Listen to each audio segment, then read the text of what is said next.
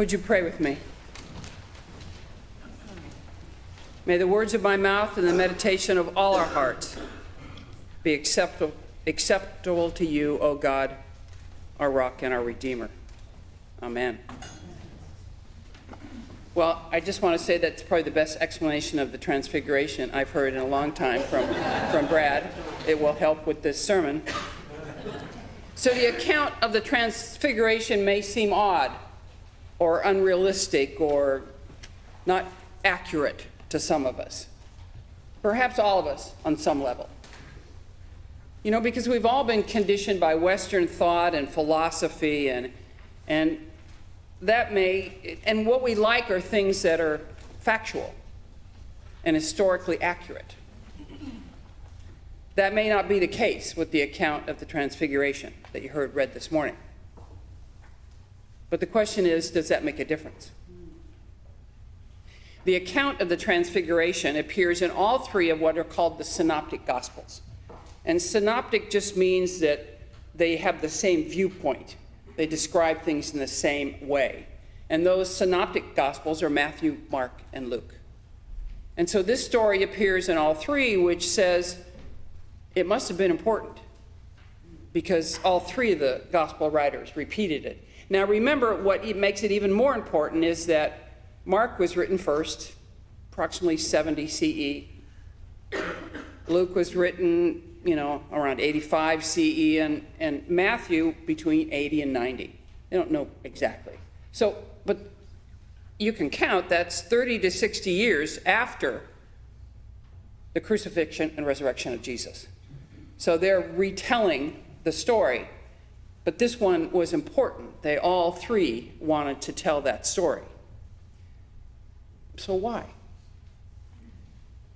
Well, the account of the Transfiguration, where Jesus is a light and Moses and Elijah appear, it was intended for a couple reasons. It was intended to be considered a revelation of the eternal nature of Jesus and the reality of Jesus as the Son of God, because that was kind of shrouded or veiled when he was alive.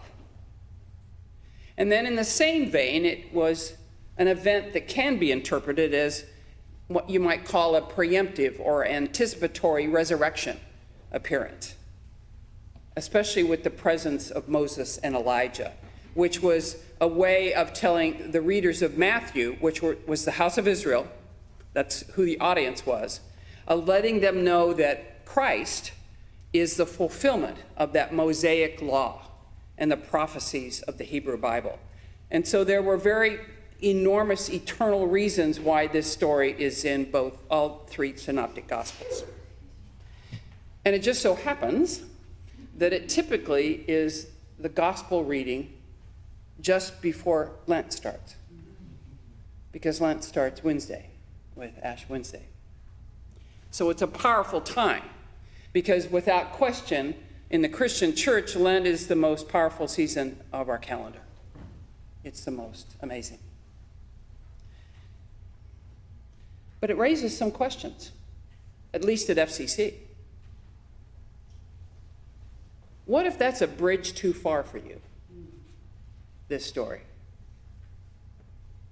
What if you struggle to accept the account as being factual?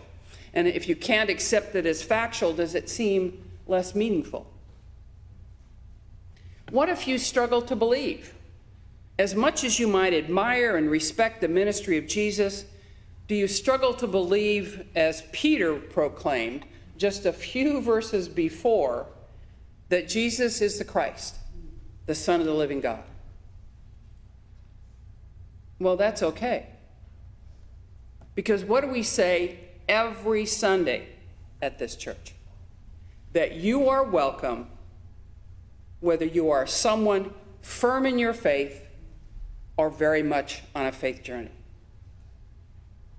This is a story that asks us to act as we speak here. So, is there another way to look, an additional way to look at the story of the Transfiguration? Maybe a couple of additional ways so that this story might have meaning for all of us, regardless of where we are on our faith journey? and might even have additional meaning for those of us who feel very strongly about the power of this story. So, is it a story that, if we're willing to take a leap, can be important to all of us? Well, first, let's look at the context of the story. As I said, it says only 6 days before, Peter has said, Jesus is the Christ, the Son of the living God. We're in chapter 16, Jesus is on his ministry, and where's he headed to eventually? He's headed to Jerusalem. Do they want him to go to Jerusalem? No. They know what's going to happen if he does that. And so the disciples are saying, God, we got to try and protect you. And this story follows just a few verses before, when Jesus predicted for the first time that he's going to be killed. So what in the world do you think was going on in the minds and the hearts of Peter, James, and John, and the other disciples? We just found you. We believe in you. We may not understand everything, but we're following you. And you tell us that you're going to be killed? And so not long after the account of the transfiguration, Jesus tells the disciples for the second time that he's going to be killed. Wow. When a reality like that looms so large in our life, like it did the disciples, how do we deal with it? Well, one way to prepare for this kind of reality, perhaps the safest way,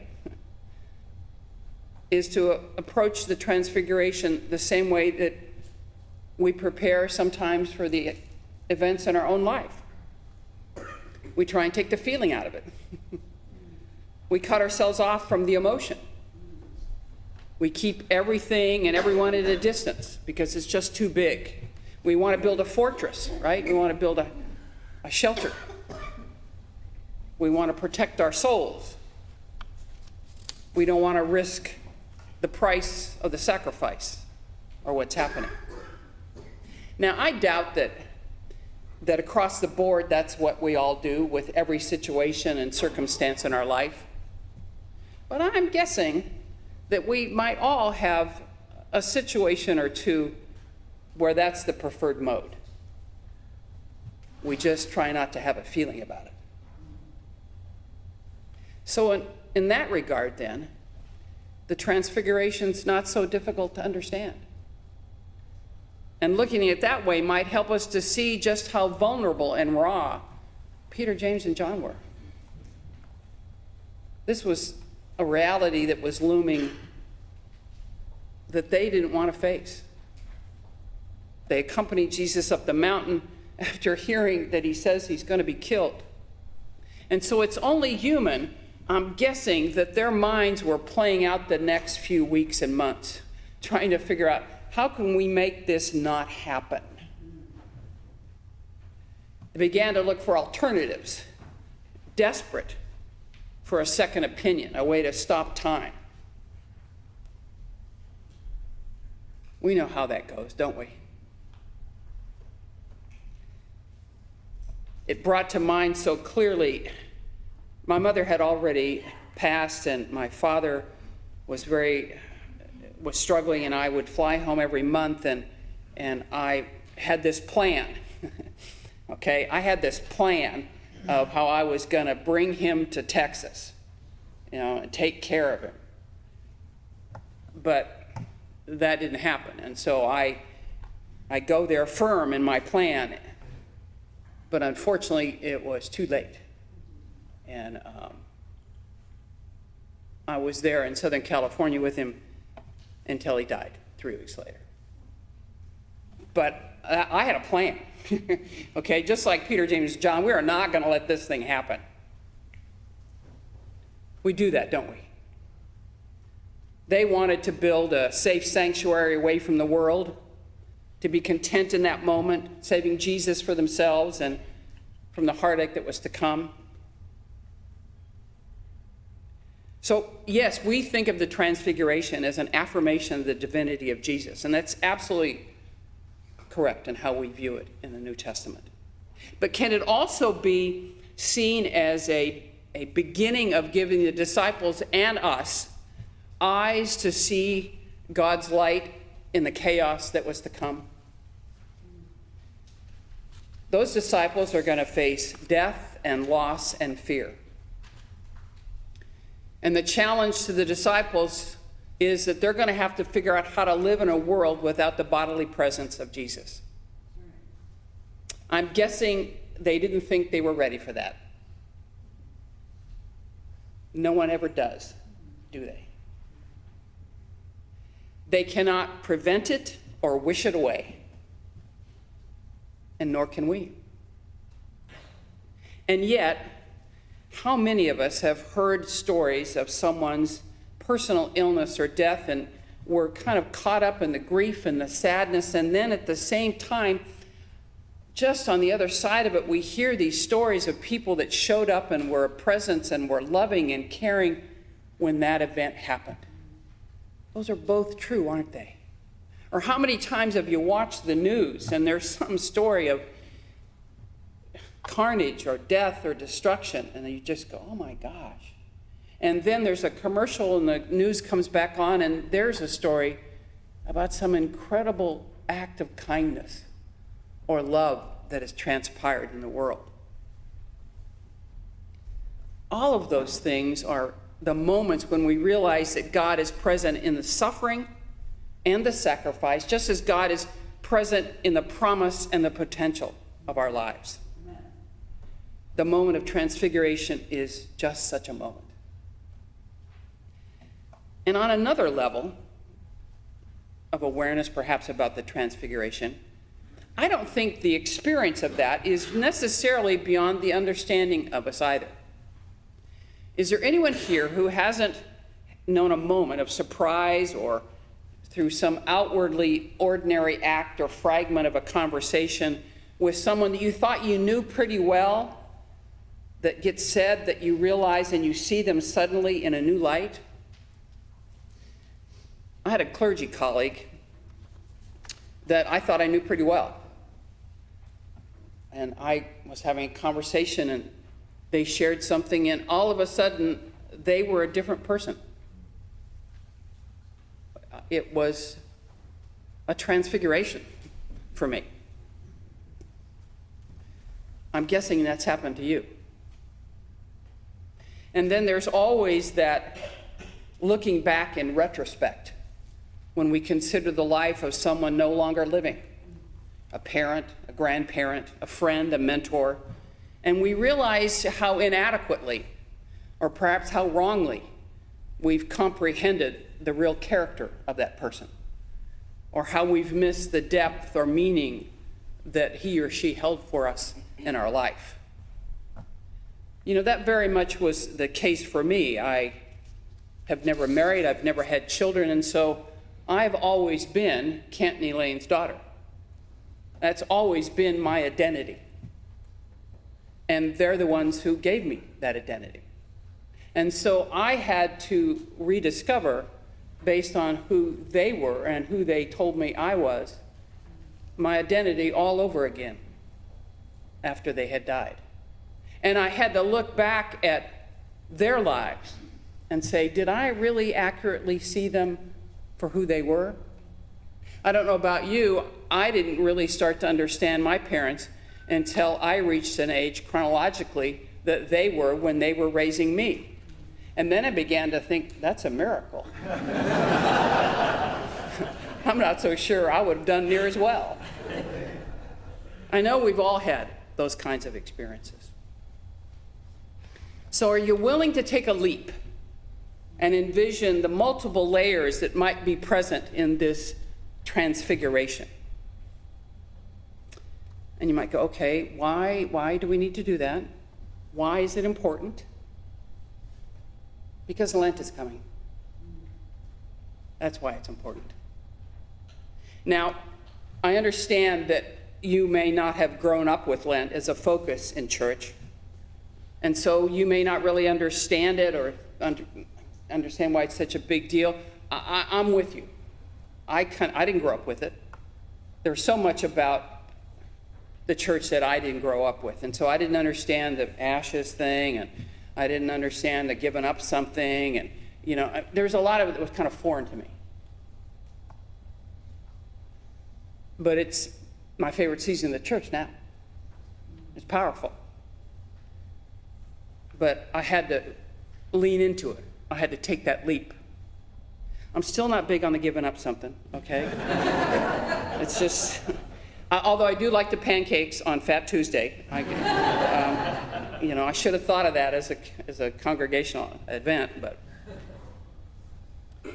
So despite the power of the overarching story of Lent and that walk week after week, we can be tempted just to focus on Easter, because who doesn't love Easter? Because it goes from purple, right, to all kinds of colors. It goes from the heartache and the loss to Easter egg hunts. So are we willing this season, this year, to come to that season of Lent with more open hearts and minds and spirits and not rush to Easter morning? Because it will come. So in this transfiguration, the disciples were given a paradox. That first of all, there's nothing they can do to save themselves from suffering, and there was no way they could shield themselves from the light that God would grant them in their darkest moments. Both were true. The mountain was a way for God to prepare a human band of companions for this sacred journey that they're going to take, and offers them something to hold on to when they have to descend into the crushing reality of what's going to take place. Do we think God will do any less for us?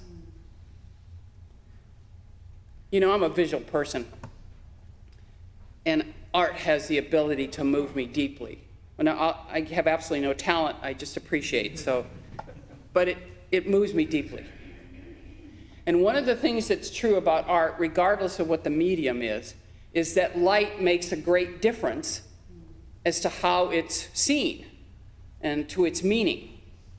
You can have a still life of an apple that can look flat or dull or uninspiring, but depending on the light, it can evoke emotion and a strong reaction. Well, years ago, on my first trip to New Mexico, to Santa Fe, I saw this painting, this lithograph, by an artist by the name Dale Turbish.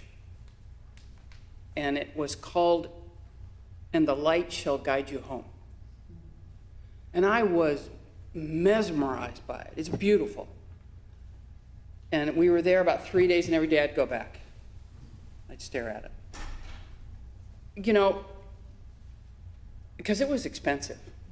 Okay? But I kept looking at it. I was just so moved. And the light shall guide you home. So I bought it. And then I had to frame it. It was kind of tragic how much that was, can I just tell you? But it's a centerpiece in my living room wherever I've lived. Who doesn't want the light to guide them home? So that moment of transfiguration is the point at which God says to the world and to each of us, there's nothing we can do to prepare or stand in way of the joy that's going to face us or the sorrow. We cannot build a monument for God. We can't put God in a box. We can't keep God safe, nor do we need to. We cannot escape the light that God will shed on our own path. We cannot escape God because God is among us always. And God will find us when our hearts are broken and when we discover joy. God will find us when we run away and when we're sitting in the middle of what seems like a nightmare. remember what Jesus said to Peter, James, and John on that high mountain. Get up. Don't be afraid. So Lent begins this Wednesday with our Ash Wednesday service. Take a leap with me. And let's be all in. We just might have no idea what's in store for us. And may it be so.